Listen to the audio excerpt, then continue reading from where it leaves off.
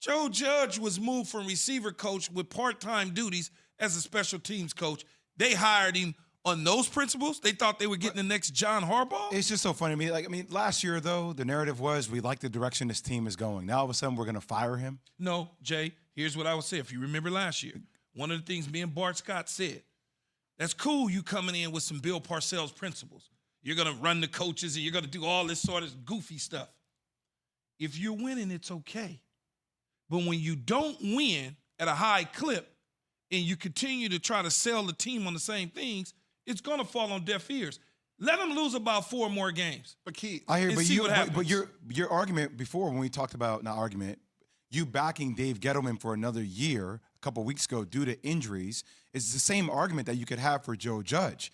Like, this team has not been full strength. Now, look, I'm quick. I had questions even watching the Rams game. I'm like, why are you QB sneaking the quarterback that just came off concussion protocol? Because he's from Duke.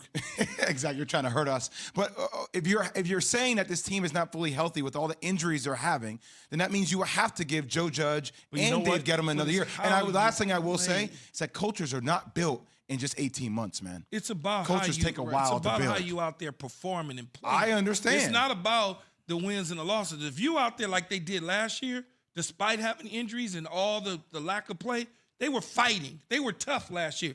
This year, I was at the game. I looked at that. I'm like, man, I got to get out of here. Yeah, I got a question. Guys, if Bill Parcells or Bill Belichick had coached that Giant team this past week, you think the result would have been different?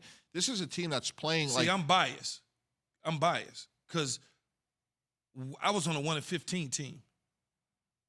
Yeah, I know. And we got there, and the rest is history, and they're great coaches. My point is, they are so decimated in injuries. I think it's really hard to evaluate Joe Judge. And I'm telling you, the worst thing that can happen is if they move on from him, I actually believe in him. I think he's going to be a really good coach. It takes time. And I would put it more on Leonard Williams, James Bradbury. Those guys have gone backwards. And I don't know. I just feel like to make a decision like that, it's just way too soon. People equate the toughness with winning, genuine toughness, right? But even the toughest people, if you're in a losing situation and you're getting physically beaten up, are going to want to quit. Muhammad Ali wanted to quit in the Thriller in Manila. I saw a certain...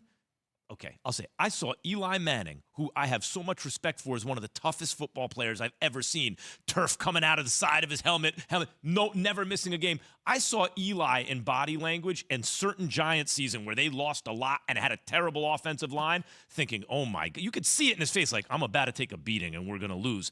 I've seen it among the toughest players. So I think when Dan says Timmy Toughnuts, what he's saying is toughness by itself it's going to break eventually. It's not going to win if you don't put us in a position to win. Fall on deaf ears at some point. Help me out here, Mike. When I walk through the locker room, there's a sign. No excuses.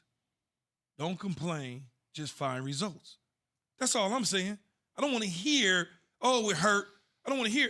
Kyle Shanahan's team was decimated last year, and he was finding ways to win football games. That's all I'm saying. Yep. Now, I never want to call for a coach's head, but in this situation, if they continue to keep losing, and all of a sudden you're sitting at 1-5, and all of a sudden you're 1-6, 7-8, and 9, that team will move away from you as a coach because they don't want to keep hearing.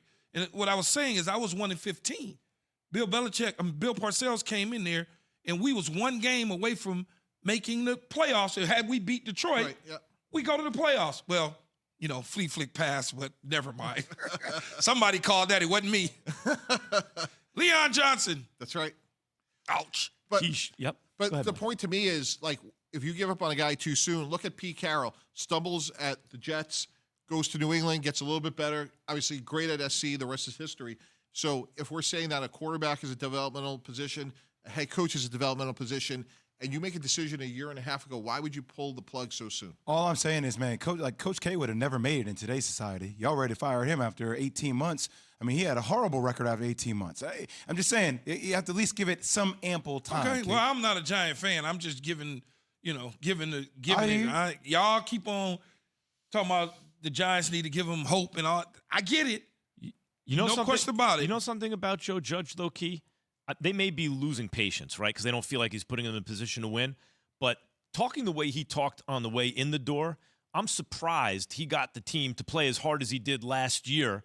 And It's that tells new. me, They but bought that in. tells me that they believed at least last year Yes. that he had their best interest Yes. at heart. That happens every single year with teams. When you come into the building, everybody, and I say that I've been saying this for years, and you can look at it and without even getting in the computer in the top of your mind. When a new coach comes into a situation, typically that team starts to really do well. Then they take on the personality and they start to get the type of players that personality that their coach has.